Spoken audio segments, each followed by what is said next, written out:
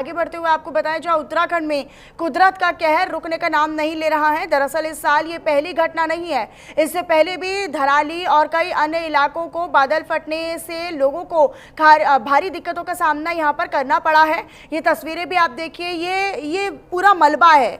ये बादल फटने के बाद जो एक साथ तेज प्रवाह और बहुत तेज फ्लो जो पानी का है वो नजर आता है, और किस तरीके से अपने साथ ना जाने कितनी जिंदगियां ले जाता है, कितना नुकसान ये कर जाता है, कितने घरों को तबाह कर जाता है, कितने आशियाने और कितने जो संपत्ति है वो अपने साथ बहा ले जाता है। उसका अंदाजा भी नहीं है, उसका आकलन भी नहीं है।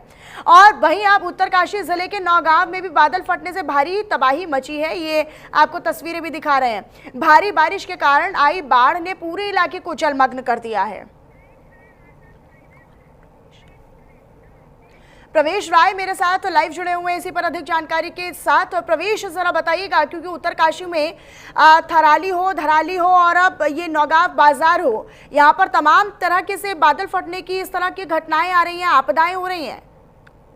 जी, मैं आपको बता दूं कि जिस तरीके से उत्तराखंड में इस बार जो मौसम है वो एक बार कहर बरपा रहा है।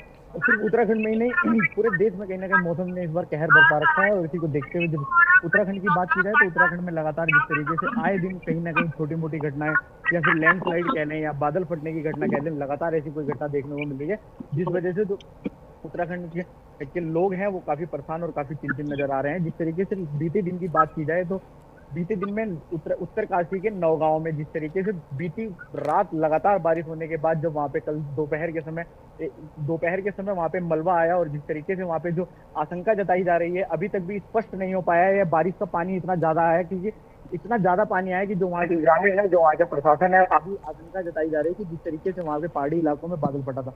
लेकिन अभी आधिकारिक पुष्टि नहीं है। इसी पे देखना होगा कि जिस तरीके से वहाँ पे कल ये दोपहर के समय ये घटना हुई थी, उसके बाद लगातार जो है प्रशासन पूर्ण रूप से मौजूद रहा। जो एसडीआरएफ, एनडीआरएफ और संबंधित विभाग की जो अन्य टीमें थी मौके पर, जो जिलाधिकारी भी मौजूद रहे ग्राउंड जीरो पर, जो वहाँ के तहसीलदार की वो भी मौजूद रहे, और लगातार जिस तरीके से कंटिन्यू जो वहाँ पे बचाव कार्य लगातार जारी रहा था। और जिस तरीके से देखने को मिला था कि जो जहां से पानी, क्या अभी भी कुछ इलाके हैं जहां पर मौसम विभाग के अनुसार पूर्वानुमान जारी किया गया हो कि यहाँ पर खतरा अभी बना हुआ है या पूरी तरीके से टला नहीं है? अभी बारिश का जो है वो कई जिलों में अभी अलर्ट है, कहीं ना कहीं ऑरेंज अलर्ट, येलो अलर्ट है, वो कई जिलों में है प्रदेश के साथ साथ। लेकिन जो अभी हरिद्वार की बात की जाए तो हरिद्वार में कहीं ना कहीं धूप खिली हुई है।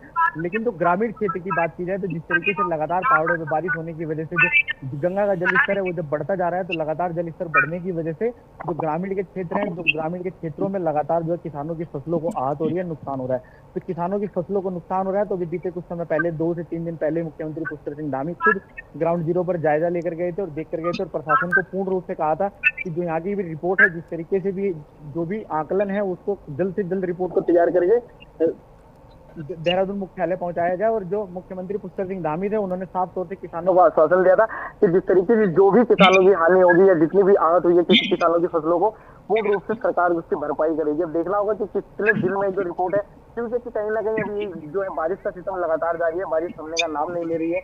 इस तरीके से जो है अभी जो रिपोर्ट बनने में देखना होगा कि ऐसा लगता है कि काफी समय लग जाएगा। लेकिन अब जिस वक्त ठीक है प्रवेश, बहुत शुक्रिया आपका इस तमाम जानकारी के लिए। अपनी नजर आप बनाकर रखिएगा और अब सीधे पंजाब की तस्वीरें आपको दिखा देते हैं।